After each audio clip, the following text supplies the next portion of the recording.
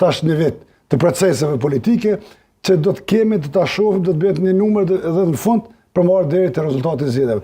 Nëse veç se shikon buxhetin, nëse veç se shikon fillimin e ndarjeve të shtesave, kjo të kupton që zoti Kurti është duke u përgatitur për zgjedhje. Në vend se partitë opozitare të përgatiten për zgjedhje, nëse shikon buxhetin. Çfarë interesi ka të shkojë sërish në zgjedhje? Nuk e di Që të marrë më shumë vota se çka marrë në dhjetor? Jo, në mendoj se nuk ka problemin me marrë më shumë vota, se s'mund të marrë më shumë vota. Problemi ka se nuk është i gatshëm me implementu marrëveshjet e domshme për Republikën e Kosovës që i ka nënshkruar me dorën, që i ka pranuar qoftë në Bruxelles, qoftë në Ohër. Nuk është i gatshëm. Dhe shikoni se çfarë boni pastaj edhe me zaventës kryeministri ose udhëheqësin e delegacionit, ku në çfarë pozicione degratojnë udhëheqës zyre. Dhe po do me shpërndar përgjithësinë. Po do me shpërndar përgjithësinë dhe nuk është i gatshëm. Nëse ti thuaj që ne si parti më e madhe nuk kem kandidat për president. Dhe si do ta bëjë kandidat për president partitë opozitare?